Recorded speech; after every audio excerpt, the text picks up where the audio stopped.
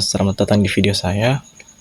Perkenalkan, nama saya Fahri dari Universitas Handayani Makassar, Prodi Teknik Informatika, NPM 2024020009. Baik, pada video kali ini saya akan membahas sebuah materi, yaitu alat bantu perancangan basis data atau IRD dan normalisasi. Oke, langsung saja kita mulai. Apa itu perancangan basis data? Rancangan basis data adalah proses merancang struktur, penyimpanan, dan hubungan data yang bertujuan untuk efisiensi, akurasi, dan konsistensi data. Oke, selanjutnya, apa itu IRD atau Entity Relationship Diagram? Entity Relationship Diagram atau biasa disebut IRD adalah diagram untuk memodelkan entitas dan hubungan antar entitas yang bertujuan membantu visualisasi struktur logis dan database. Kemudian IRD ini terdapat beberapa simbol-simbol, di antaranya yang pertama entitas, yang kedua atribut, yang ketiga relasi, dan yang keempat garis. Nah, masing-masing simbol ini kita akan berikan contoh di slide berikutnya.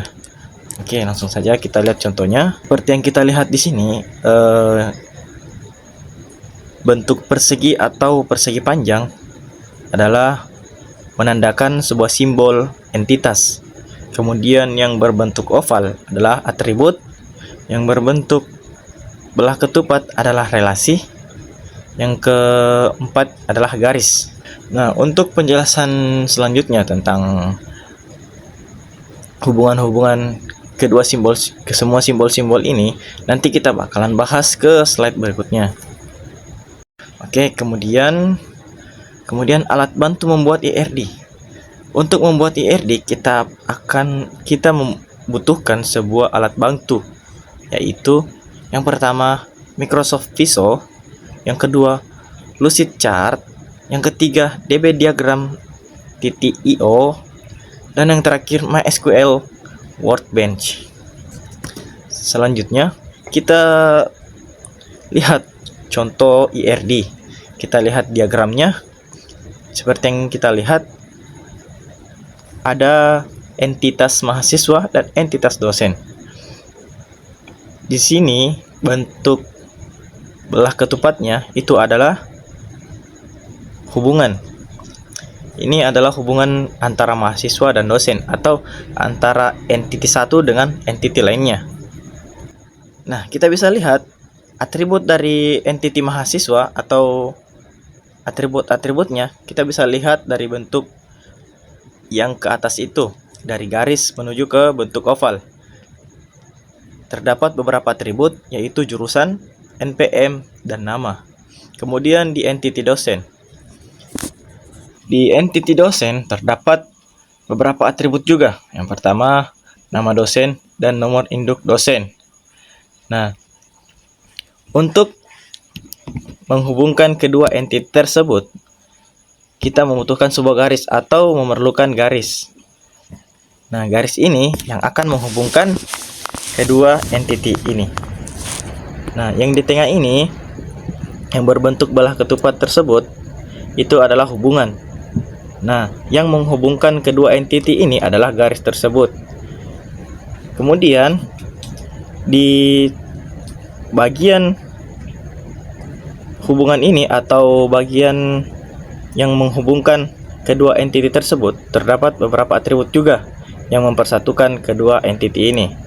Yang pertama ada NPM, yang kedua ada nama mahasiswa, yang ketiga ada nomor induk dosen, dan terakhir nama dosen. Slide berikutnya adalah apa itu normalisasi. Nah, normalisasi ini adalah proses pengorganisasian data untuk menghindari redundansi atau terjadinya duplikasi data atau penyimpanan data yang berulang-ulang, dan juga dapat meningkatkan integritas data atau keakuratan dan konsistensi. Kemudian proses ini melibatkan pemecahan tabel besar menjadi beberapa tabel kecil yang saling berkaitan sehingga Setiap data hanya dapat disimpan satu kali, dan hubungan antar dua data menjadi lebih jelas. Selanjutnya, tujuan normalisasi.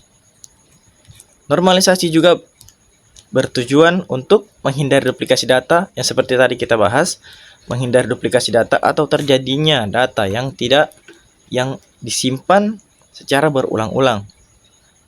Nah, kemudian menjaga konsistensi dan memastikan bahwa semua data yang tersedia di berbagai sumber dan sistem tetap akurat, valid, dan koheren. Kemudian, yang terakhir, mempermudah pengelolaan database. Kita dapat mengelola database dengan lebih mudah dan lebih efisien. Berikutnya, tahapan normalisasi. Tahapan normalisasi ada beberapa. Di antaranya, yang pertama, 1NF atau First Normal Form. First Normal Form ini adalah data autonomik atau tidak multi-value. Yang kedua, Second Normal Form. Atribut bergantung sepenuhnya pada primary. Nah, yang ketiga, Third Normal Form. Tidak ada ketergantungan transitif. Kemudian, alat bantu normalisasi. Terdapat beberapa alat bantu normalisasi. Di antaranya, yang pertama adalah analisis manual menggunakan tabel dari Word atau Excel. Yang kedua, visualisasi menggunakan ERD tools. Yang ketiga, software database design. Kemudian, contoh normalisasi. Nah, di sini ada contoh. Kita akan buat ke dalam bentuk tabel. Nah, nanti tabelnya itu kita akan simpan di slide berikutnya. Nah, oke, yang kita baca tabel awal. Tabel awal itu mahasiswa. Atributnya terdapat NPM, nama, mata kuliah, dan dosen. Nah, setelah dinormalisasi, maka akan terpecah dan saling berkaitan dan saling berhubungan. Yang pertama kita bisa lihat mahasiswa, atributnya ada name, ada nama. Yang kedua mata kuliah, kode mata kuliah, dan nama mata kuliah.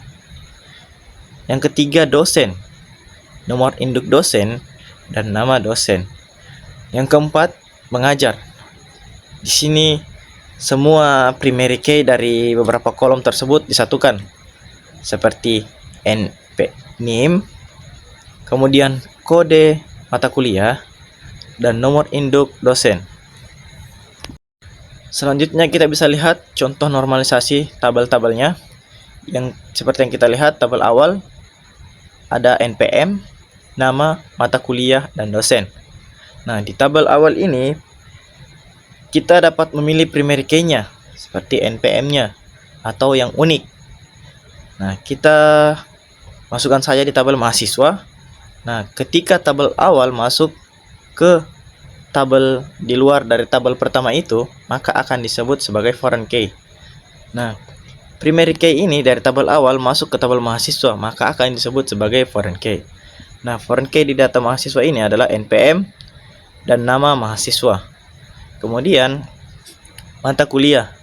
Di tabel mata kuliah ini terdapat kode mata kuliah dan mata kuliah. Kemudian di tabel dosen. Di tabel dosen terdapat nomor induk dosen dan nama dosen. Dan di tabel terakhir, semua primary key dari tabel-tabel sebelumnya akan disatukan ke dalam satu tabel. Nah, kita bisa lihat di tabel mengajar terdapat NPM, nomor pokok mahasiswa, dan kedua kode mata kuliah, dan ketiga nomor induk dosen. Semua tabel ini saling berkaitan dan saling berhubungan satu sama lainnya. Kesimpulan dari materi yang saya bawakan tadi adalah ERD membantu visualisasi hubungan antara data, normalisasi, meningkatkan efisiensi dan konsistensi. Alat bantu mempercepat dan mempermudah proses perancangan basis data. Sekian dari saya, terima kasih. Mohon maaf bila ada salah kata. Wabillahi taufiq wal hidayah. Assalamualaikum warahmatullahi wabarakatuh.